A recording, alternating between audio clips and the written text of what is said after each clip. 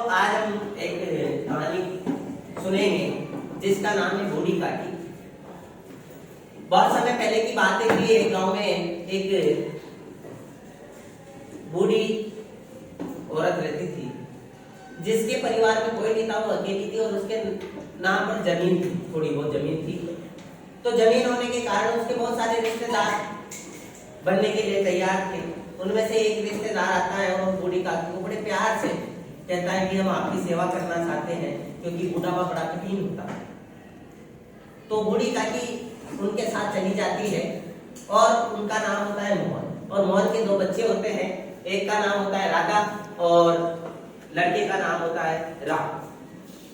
बूढ़ी काकी चली जाती है, धीरे धीरे जितने दिनों से काम होता है वो काम करती है, लेकिन धीरे धीरे जब दिन बीतते जाते हैं बूढ़ी काकी और बूढ़ी होती जाती है और उसके जो काम करने की जो क्षमता है वो धीरे धीरे क्षीण होती है, खत्म हो जाती है।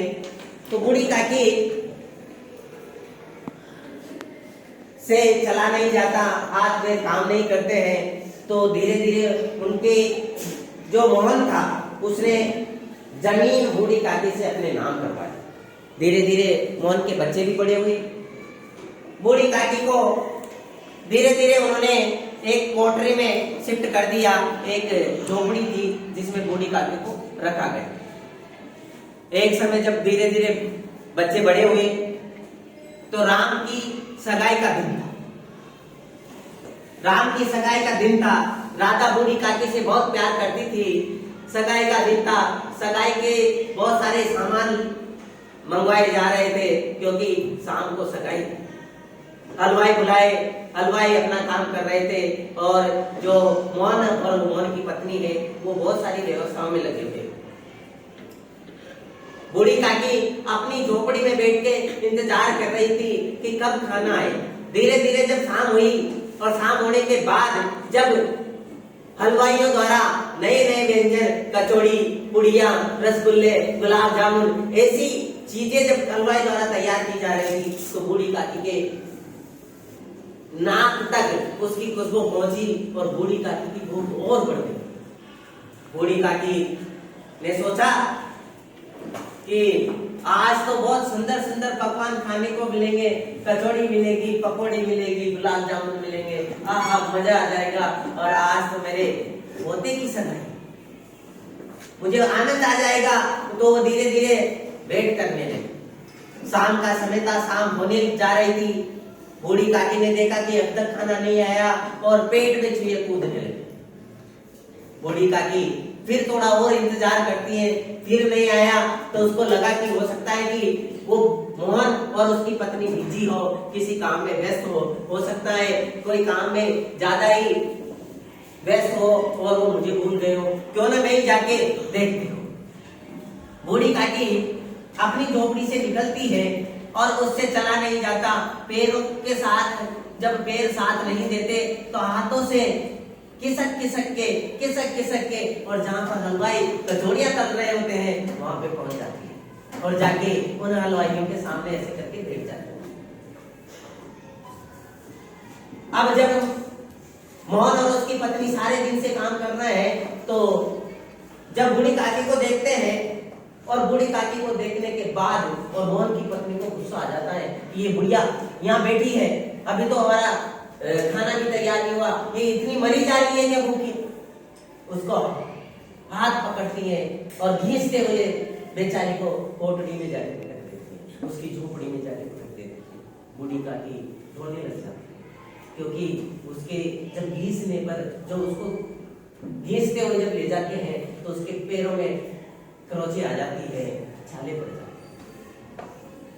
बैठ के बूढ़ी काकी उस पर रोने लग जाती है और भगवान से प्रार्थना करती है कि मेरे बहू को कोई सजा मत देना।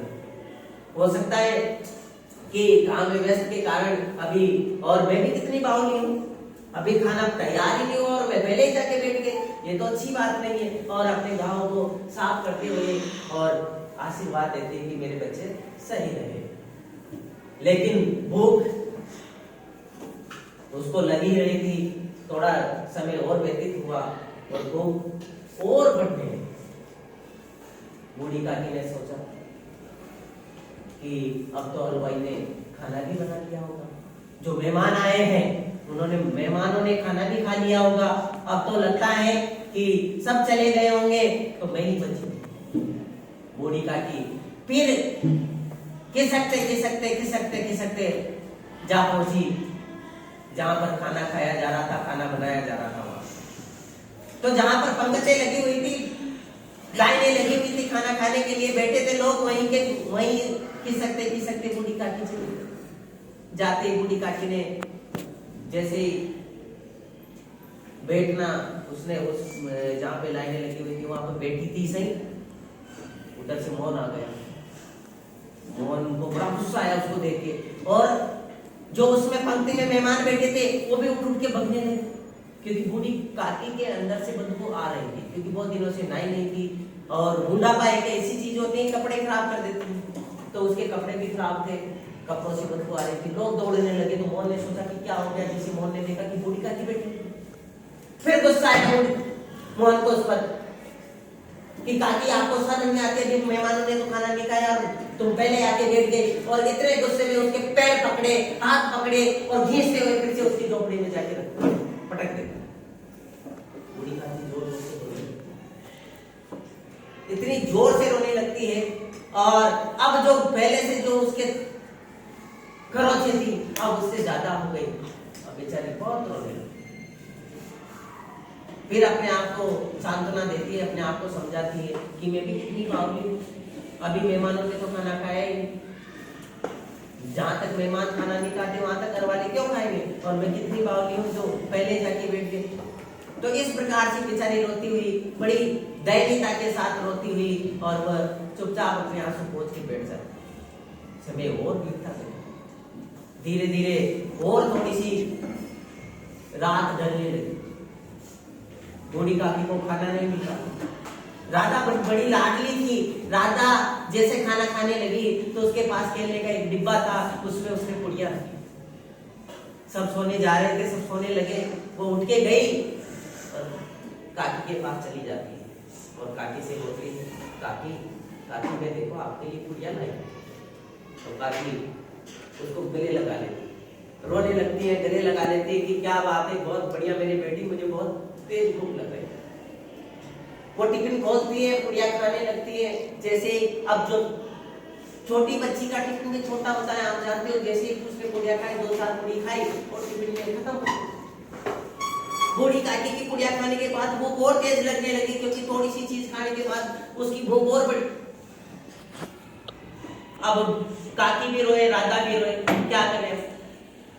तो राधा से बूढ़ी काकी ने कहा कि बेटी मुझे वहां लेके चल जहां पर खाना खाया था। बूढ़ी काकी को पकड़ के जैसे तैसे और वह ले जाती है जहां पर खाना खाया। वहां पर पत्तलों का जो झूठा था, पत्तलों का जो ढेर पड़ा था, वहां पर कुत्ते भौंक रहे थे, कुत्ते लड़ रहे थे। बूढ़ी काकी ने कहा कि बेटा मुझे यहीं खड़ा, मुझे यहीं बिठा। और वो बूढ़ी काकी पत्तलों के ढेर पे जाके बैठ गई। इधर कुत्ते खाते, इधर कुत्ते भौंकते, इधर कुत्ते लड़ रहे हैं, और वो बीच में से उठाते कचौड़ी का टुकड़ा खाती थी और बोलती थी कितना स्वादिष्ट। फिर कभी रसगुल्ला का कोई पीस उठाती और खाती थी, कितना अच्छा भोजन बनाया। धीरे धीरे रोती जा रही है, खाती जा रही है, क्योंकि उसको भूख थी और कुत्ते उसकी तरफ भौंक रहे हैं और बेचारी उठा उठा के खा रही है। धीरे धीरे जब वो खा रहे हैं, कुत्ते लड़ रहे हैं, और कुत्तों की जब इतनी तेज आवाज मोहन की पत्नी ने सुनी, तो मोहन की पत्नी आई कि देखो क्या हो रहा है। तो देखा तो बूढ़ी काकी पत्तलों के ढेर पे बैठी है और चुन चुन के खाना खा रही है, उसी में से कुत्ते खा रहे हैं। वो जब उसने ऐसा सीन देखा तो उसका दिल है वो फिसीज गया। उसको देख के, बूढ़ी काकी को देखकर उसके आंखों से आंसू आने लगे। बूढ़ी काकी को उठाया और उठा के और उसके पाँव में गिरे कि काकी मुझे माफ करना, इतने काम में व्यस्त होने के कारण हम आप पर ध्यान नहीं दे पाए। उस काकी को बढ़िया से वहां से उठा के और अच्छा भोजन करवाया और हाथ जोड़ के कहा कि बूढ़ी काकी मुझे माफ करना, और भगवान से भी विनती करना कि हमसे जो गलती हुई है उसके लिए वो हमें माफ करे, आज के बाद ऐसी गलती नहीं होगी। इस प्रकार से प्यारे बच्चों, बूढ़ी काकी की कहानी थी, सभी को अच्छी लगी होगी।